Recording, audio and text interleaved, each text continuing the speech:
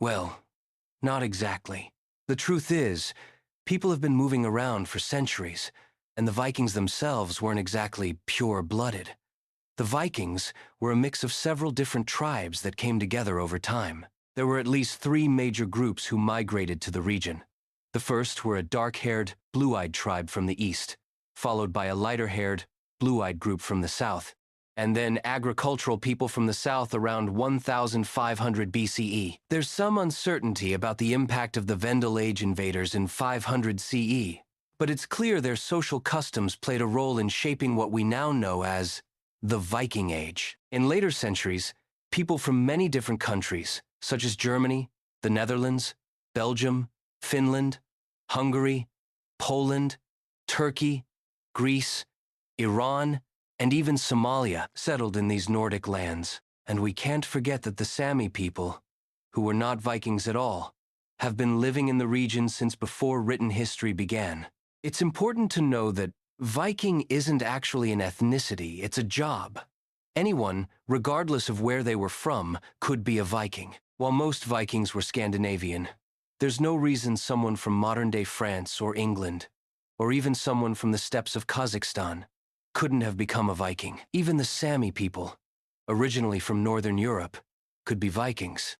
The Vikings were more about tribes, allegiances, and personal connections. They didn't think about ethnicity the way we do today. In fact, the question itself seems to reflect a 19th century mindset, which is an interesting point to consider. As for the Vikings being pure-blooded, that's not the case. They traveled, traded, and conquered lands from Greenland to Russia, the British Isles, Normandy, and even Sicily. Fast forward a bit, and the Swedish Empire even included parts of Finland and Russia, bringing in more diverse influences. Over time, there's been continuous immigration as travel became easier. So no, modern Norwegians, Swedes, and Danes aren't directly descended from pure Vikings. Not all of them have blonde hair and blue eyes either. There are some places where Viking genes are still prevalent. In parts of southern, central, and coastal Norway, up to 60% of the population can trace some Viking ancestry. But in Denmark and Sweden, the Viking influence is more limited. Those countries were mostly ruled by kings and elites from Germanic backgrounds, not Viking ancestors.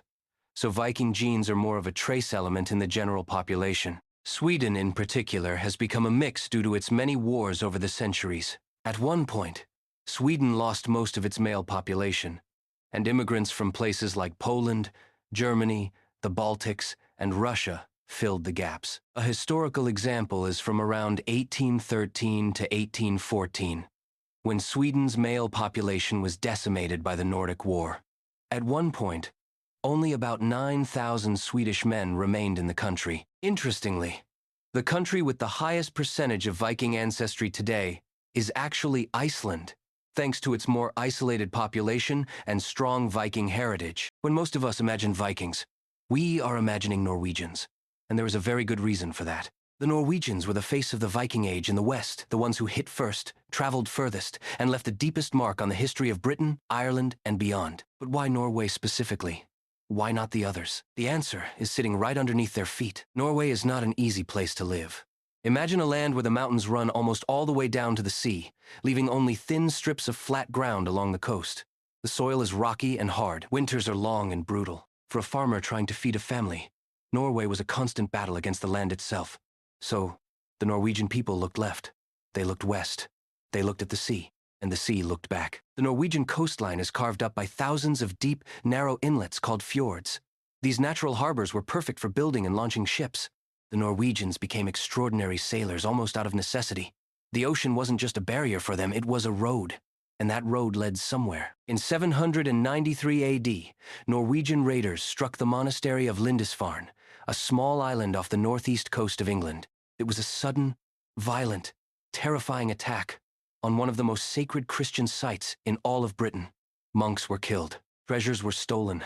The survivors were horrified. That single raid is the moment most historians mark as the official start of the Viking Age. From there, the Norwegians kept going. They raided Scotland. They raided Ireland. They didn't just raid, they stayed. They built settlements in the Orkney Islands, the Shetland Islands, and eventually founded the very city of Dublin in Ireland, which stands to this day. But even that wasn't enough. The Norwegians sailed further west into open ocean than any European people ever had. They settled Iceland.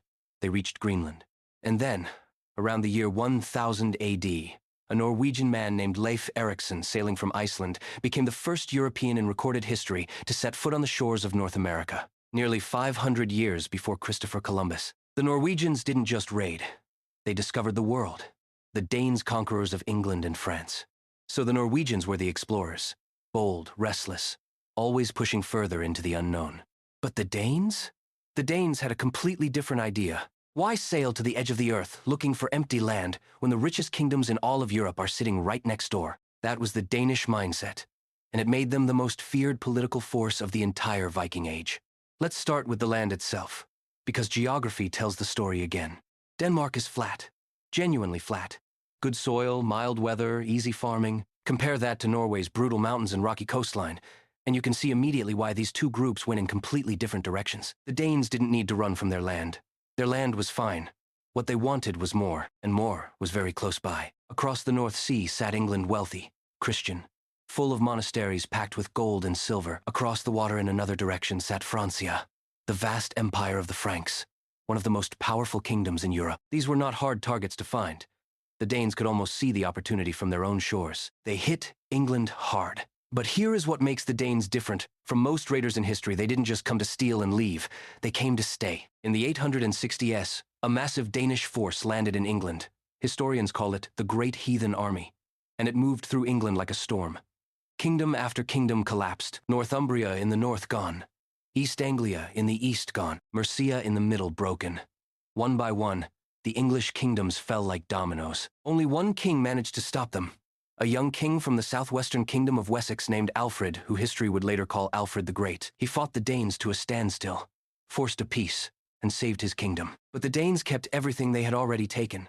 They called it the Danelaw, a huge chunk of northern and eastern England, now governed by Danish rules, Danish customs, and Danish settlers. Even today, over 1,000 years later, the town names in Yorkshire and Lincolnshire still carry Old Norse sounds. That is how deep the Danish roots went. And France wasn't safe either. In 845 AD, Danish Vikings sailed up the River Seine and besieged the city of Paris. The French king had no good options. He paid them off in silver, a king of one of Europe's greatest empires, paying ransom to make the Danes go home. By 1013, the Danish king Sweyn Forkbeard had conquered all of England. His son Canute ruled England, Denmark, and Norway at the same time. The Danes didn't just raid Europe, they rewrote it. Part 5. The Swedes Merchants of the East. All right, we've talked about the Norwegians sailing west into the unknown.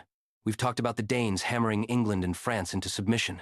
Now it's time to talk about the group that almost nobody remembers. And honestly, their story might be the most jaw-dropping of all three. The Swedes went east. While their Norwegian cousins were discovering new continents and their Danish cousins were toppling English kingdoms, the Swedish Vikings were quietly doing something different. Something that, on the surface, sounds less dramatic but ends up being just as world-changing. They were trading. Now, before you think that sounds boring, stay with me, because this is where it gets extraordinary. Sweden's geography again tells the story.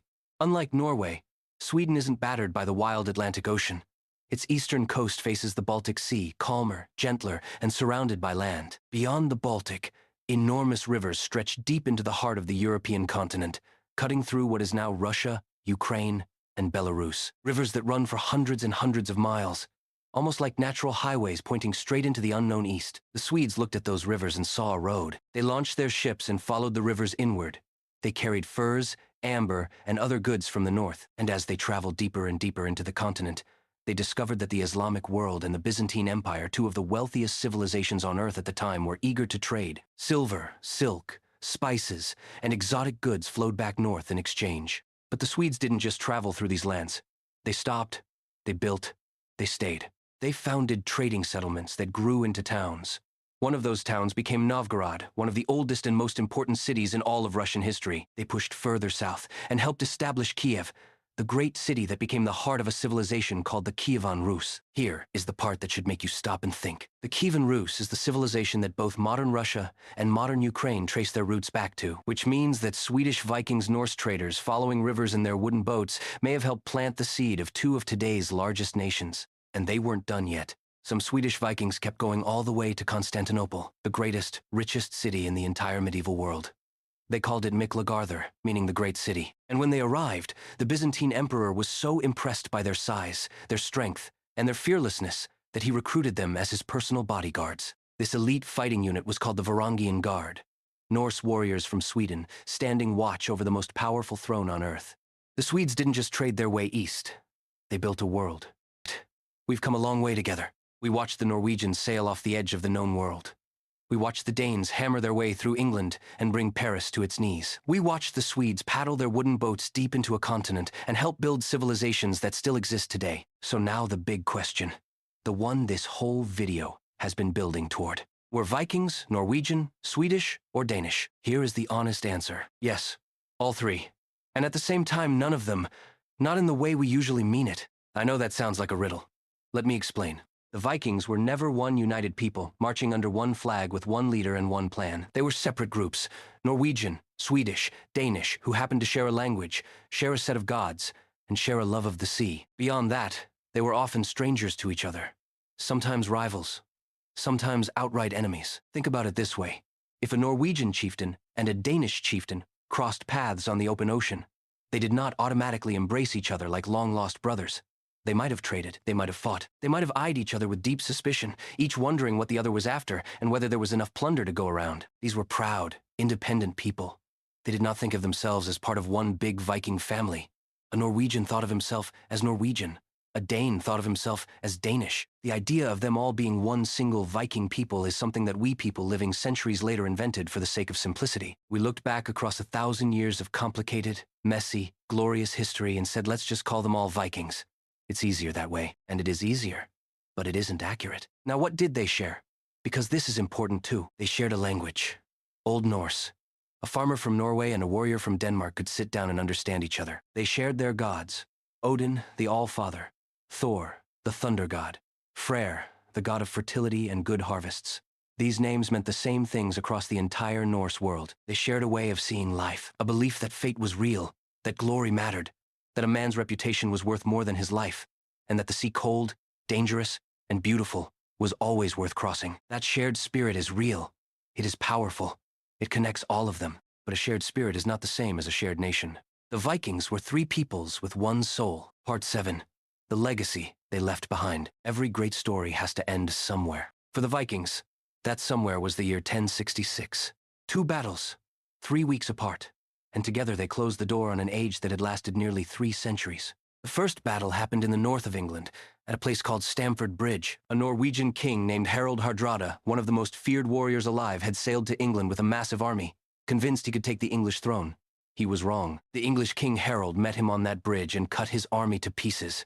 Harald Hardrada died on that battlefield, and with him died Norway's last real chance of ruling England. 3 weeks later, everything changed again. A man named William, the Duke of Normandy, in northern France, crossed the English Channel with his own army and defeated the very same English king at the Battle of Hastings. William the Conqueror, as history would call him, took the English throne and changed the country forever. Now, here is the detail that most people miss entirely. William the Conqueror was not just some French nobleman. He was a direct descendant of Viking settlers. His ancestors were Northmen, who had been given land in northern France nearly 150 years earlier. The very region was named after them. Normandy, land of the Northmen. So, in a strange circular way, the Viking Age ended with a Viking winning. But even after 1066, the Vikings never really left. They just stopped being called Vikings and became part of everything else. Look around you. You are speaking their words right now and you don't even know it. The words sky, Old Norse. Egg, Old Norse. Knife, window, husband, anger, dirt, ugly. All Old Norse words that passed from Norse settlers into the English language and never left. Hundreds of everyday English words carry Viking DNA. And the days of your week? Tuesday is named for the Norse god Tyr. Wednesday for Odin Woden in Old English. Thursday is literally Thor's Day.